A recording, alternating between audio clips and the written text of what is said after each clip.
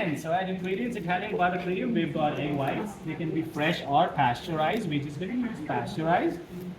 It's going to be granulated sugar.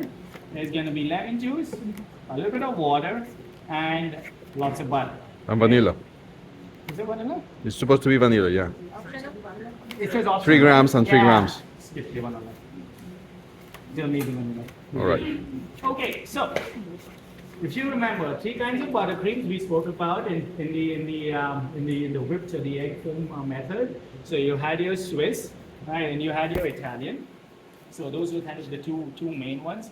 Now, when you did the Swiss, right, we cooked the egg whites on a water bath, so that to about 50 degrees. Then we added the sugar, and then we started to whip.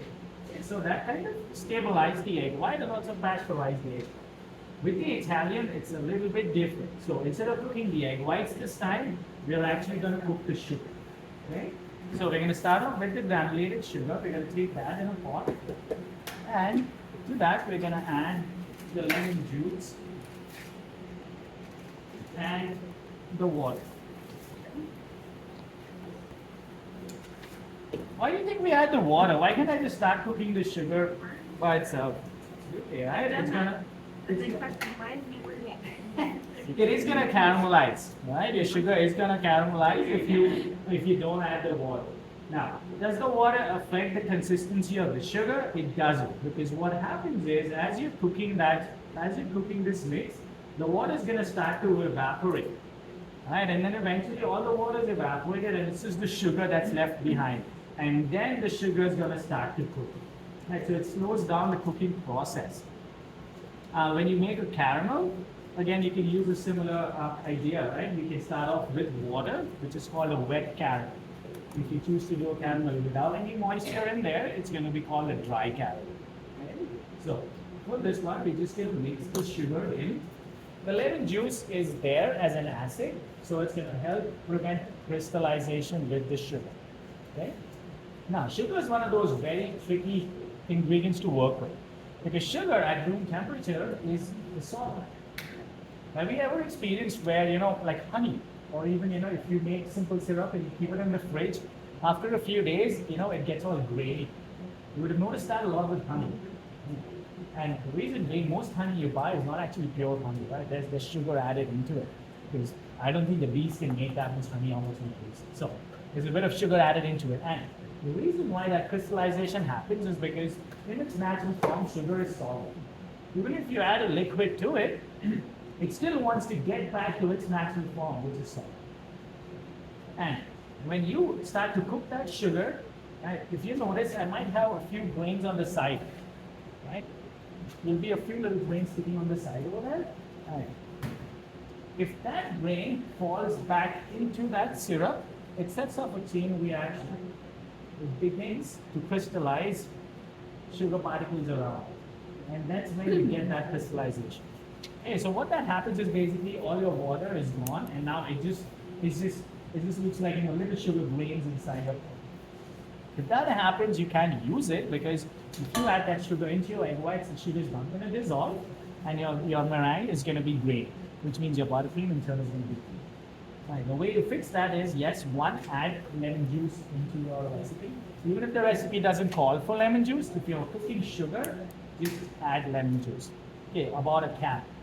Does it affect the taste of the sugar? No, it doesn't. Because again, that lemon juice is going to evaporate. Also, you've got so much sugar in there, that little bit of lemon juice will actually help balance the sweetness of your ingredients. Okay, so that's all, we're just going to do that. Sugar, you're just going to make sure you're going to take a piece of wet towel and just wipe the sides. You want to make sure there's absolutely no sugar particles on the side of that pot. Then you're going to take this up here and start cooking. So medium heat is perfect. As that's cooking, you're not going to be stirring, doing anything to it at all. It's just going to be there just the way it is. Okay? If you think it's going too fast, I'm going to slow it down right now because I still have other steps to do. As that's cooking, and again, right now, low heat. It's at 700, so really low heat. We're going to start off our meringue on the other side. Okay, so I've got my egg whites over here. I'm going to start whipping up those egg whites. Whisk. when you add the syrup, right, that should help it. That should help stabilize it because the lemon juice is still in there. So, awesome question there. If you like, you could add cream of tartar in there. I'm not against it, but sometimes what might happen Right. if you add cream of tartar in there is your meringue might rise quite a bit. And then as soon as you add your warm syrup in there, it just collapses. So hold on to that cream of tartar or lemon juice until you put your sugar in. And then if you need to, add the stabilizer. So once you know your meringue has collapsed, that's the better time to add the sugar. Okay? So better to fix it if it's broken. If it's not broken, don't fix it. So that was speed 5. I'm going to move up a little bit to speed, maybe speed 6. We leave it at speed 6 and we'll get that going. At the same time, I'm going to push my my heat up to about 1300, so just about medium heat. Right. And we're going to get that. So both of these are going to work simultaneously. Right. Both of these are going to work together. The idea is your meringue has whipped up and your sugar syrup has cooked to the temperature so that we can then combine both together. Now, when you cook sugar,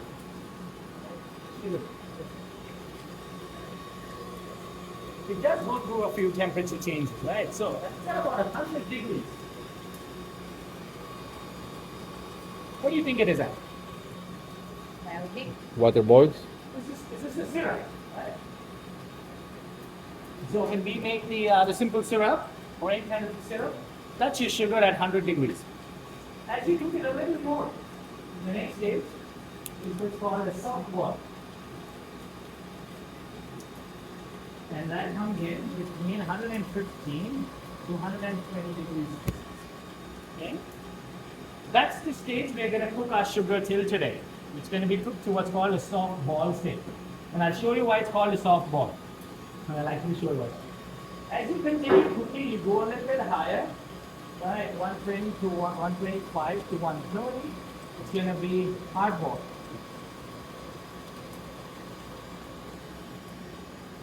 One 30 to 140 will be that. 140 to 150 hard fry. And then 160 degrees. What's that? Well, not really. No, caramelized. And when I make crack?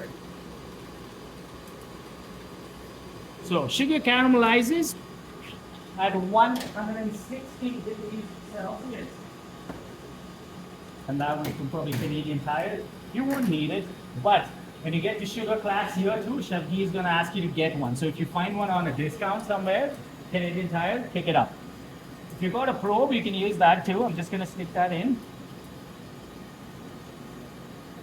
When you are putting your thermometer in, just make sure it doesn't touch, doesn't stay on the bottom of your pot, because it's going to give you, it's not going to give you an accurate reading.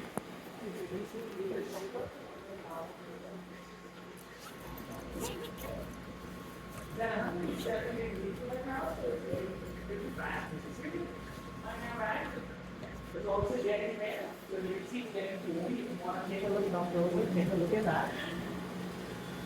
And the meringue is getting all foamy. Oh, thank you. Thank you for that. Good? That's Yeah. good. That's good. All right. What happens to sugar after 160 degrees Celsius? $10. It burns. Right? Yes. What else happens to it? Have you tasted it? So becoming bitter? It tastes bitter. Right? It tastes bitter. But there is a name for it. Do you know what that name called? What is Bitter it? sugar? What is sugar after 160 degrees? Caramel. Hard caramel. Charcoal. It's a card game. There's a hint for you. It's not. Uno. Oh, blackjack. Yeah. Fancy name, right? It's What? called blackjack. Oh. So there is a use for it. Definitely a use for it. Okay.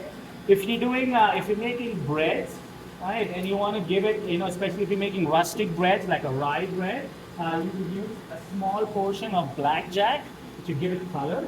This is a beautiful dark brown color, right? And because it's got natural sweetness in it too, right, it helps the yeast in fermentation. So it's mainly for your dark rye bread.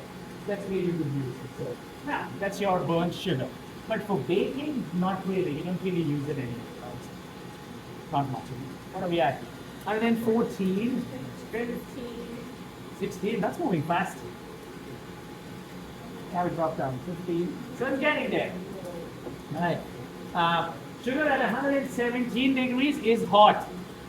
I can tell you that because I've stuck my finger in it when I was younger. When I was in hotel school, we were doing creme caramel, and we were cooking the sugar as we were looking at the different stages. My partner, who I was working with, was quite the prankster, and he just gave me the hot ball and said, "Can you check the temperature? Can you stick your finger check the temperature?" I was so naive. I actually put my finger inside, and it hurt. Can you check it now? I can. Sure, and I will show you. I will check it for you. Okay, so we were talking about soft ball and white ball, soft ball.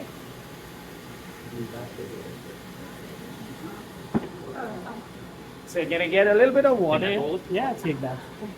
Hey, give it back. Now, if you take, $10 for sure. okay, listen up, folks. If you take a little bit of that syrup and put it in cold water, you reach in, you can actually grab it, and you can roll it into a little ball. Right, that's soft. That's why it's called a soft ball stage. Okay? Because at this stage, your sugar, there's only sugar in there, no water. As soon as you put the sugar in something cold, it hardens. And that's why you will make a little soft ball. As you continue cooking it, you'll still make a ball, but you cannot switch that ball over. Okay? So I'll come back to that because I need to put this in. So once you're ready, once your syrup is cooked, your meringue is foamy, turn the speed down to about 3, and you're going to start pouring your syrup in there. When you pour your syrup, try and avoid the whip. Just slide it down from the side, a nice stream going into that syrup.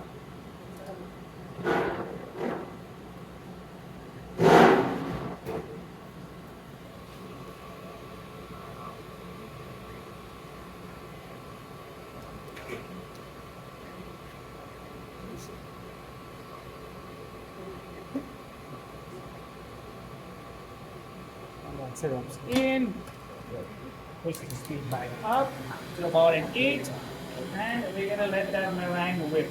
Okay?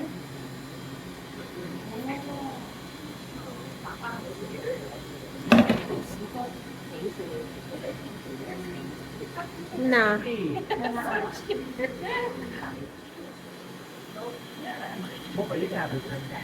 Okay, so the names are pretty self-explanatory. When it comes to a crack stage, if you take that sugar and put it on a seed tray or on a table, right after some time and you hit it, it will gently crack. And if that hard crack, it's still clear, almost looks it's like glass. If you hit it, it's brittle, it breaks. And then finally when it caramelizes, the color changes, you know it's caramelized. And that's what I'm gonna try and do. I'm gonna try and caramelize that so I can show you what a caramelized ball looks like and how those stages change. So yeah, very, very interesting, very really working. Thank you. Thank you. Where did you get it? Caramel Works. From the US. That's your personal one, is it? Yep. 5 grams of cream of tartar into that, but that's not working too. Okay? So right now,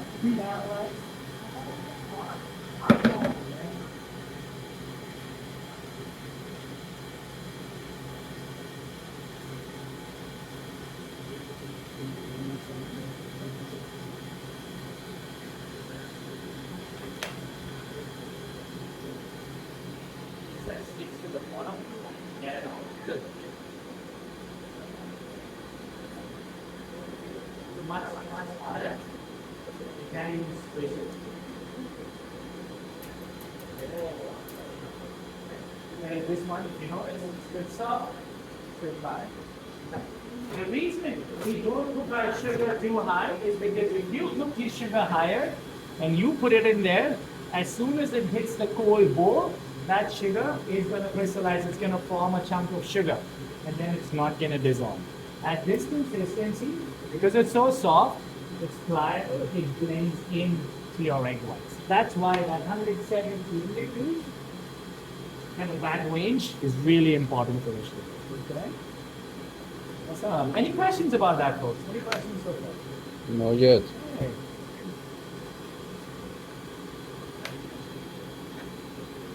So you can see that meringue's beginning to come up a little bit, but at this point I am going to add